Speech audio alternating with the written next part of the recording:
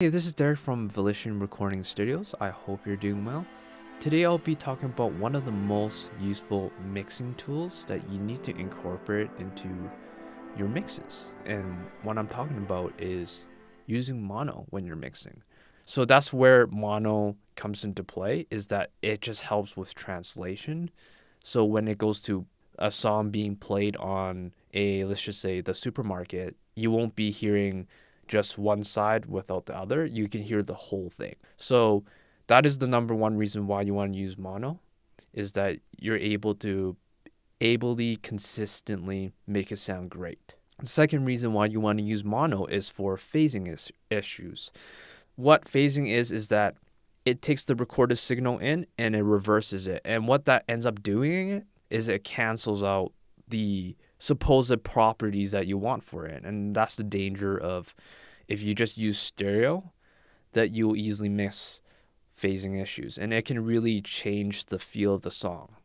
So I'll at the end of this video, or in between this video, I'll be showing you how severe phasing can be, and I'll have a before and after to let you guys have a listen of the snare drum that has some phasing issues.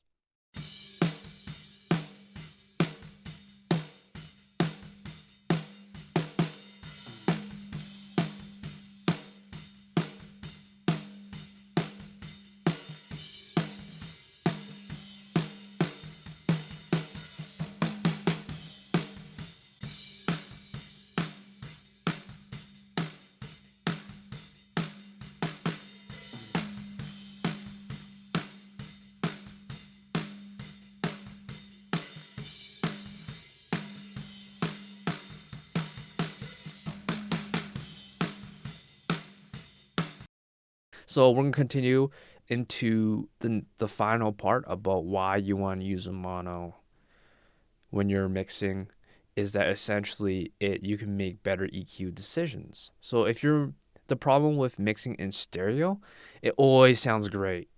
It always sounds like it doesn't have any issues, and it kind of blends in with the stereo. And essentially, when you use mono, you can EQ everything better with a more precise hearing. Especially, you can't hear certain frequencies clashing. So for example, if your snare drum and your bass are kind of in that 500 hertz frequency area, and they're kind of competing in that area, let's just say for that specific track, it happens to be the beautiful spot, or the quote unquote sweet spot for those instruments, and they're competing and clashing with each other. That's not a good sign. So that is why you want to use mono, to be able to hear it closely, so you can hear exactly what it's doing. So if, let's just say, you have your bass and your drum and your snare drums competing with one another in the 500 department, you can just EQ one of them off. So what that ends up doing is it frees up more space for your mix.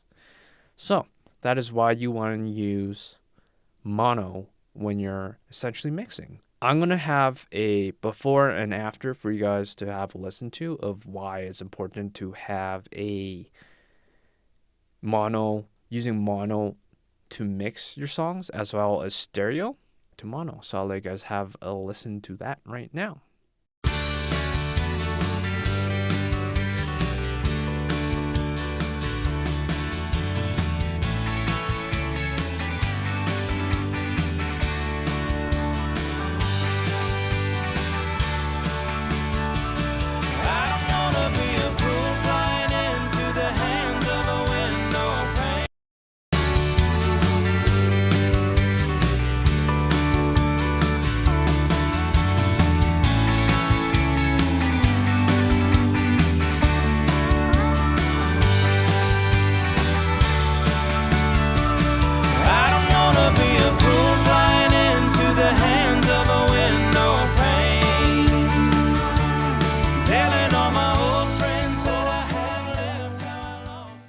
All right, guys. I hope that you were able to have a good idea of the difference it makes using mono when it comes to mixing.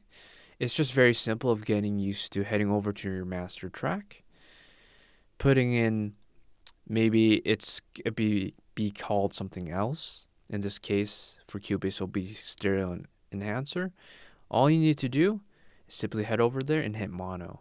So all DAWs have this feature, and all you need to do is just activate it on the master track at the very end of the chain of the master bus.